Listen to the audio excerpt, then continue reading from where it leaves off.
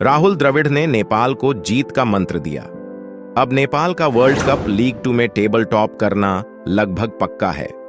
मुझे लगता है कि जब नेपाली कोच मंटी देसाई और भारतीय पूर्व कोच राहुल द्रविड़ की एनसीए में मुलाकात हुई तो वहां बहुत सी बातें हुई।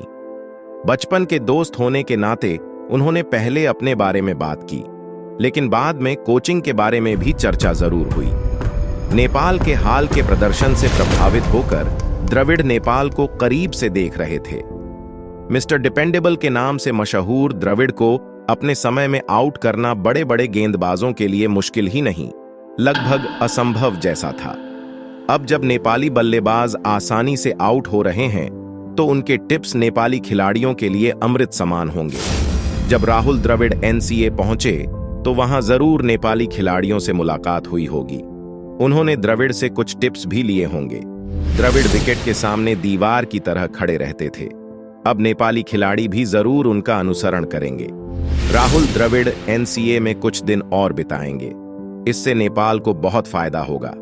आपने जो जानकारी दी है वह नेपाली क्रिकेट और राहुल द्रविड़ के बारे में बहुत दिलचस्प है। राहुल द्रविड़ की कोचिंग और उनकी क्रिकेट में गहरी समझ ने भारतीय क्रिकेट को बहुत फायदा पहुंचाया है। अगर नेपाल के खिलाड़ियों को द्रविड़ से सीखने का मौका मिला है तो यह निश्चित रूप से उनके प्रदर्शन में सुधार ला सकता है। नेपाल क्रिकेट का उभरता हुआ सितारा है और अगर वे द्रविड़ से मिली सलाह को अच्छी तरह से लागू कर पाते हैं तो उनके लिए विश्व कप लीग 2 में टॉप पर पहुंचना बहुत संभव हो सकता है। राहुल द्रविड़ के खेल का तरीका और उनकी मानसिक दृढ़ता क्रिकेट के इतिहास में अद्वितीय है। उनके टिप्स से नेपाली बल्लेबाजों को अपने खेल को और भी निखारने का मौका मिलेगा। नेपाल की बल्लेबाजी में स्थिरता और धैर्य की जो कमी पहले देखने को मिली थी वह द्रविड़ की टिप्स और कड़ी मेहनत से दूर हो सकती है। आशा है कि नेपाल के क्रिकेटर इस सुनहरे मौके का भरपूर फायदा उठाएंगे और आने वाले मैचों में अपने प्रदर्शन से सबको प्रभावित करेंगे। पिछले वर्ल्ड कप में नेपाल ने आखिरी के 2 गेम में जीते हुए मैच भी हार दिए थे। उस समय नेपाल की शानदार गेंदबाजी के बावजूद भी बैटिंग लाइनअप ढह गया था। अगर नेपाल उस बात पर ध्यान देता है और इस प्रशिक्षण से कुछ सीखता है तो नेपाल को हराना किसी एसोसिएट टीम के लिए संभव नहीं होगा।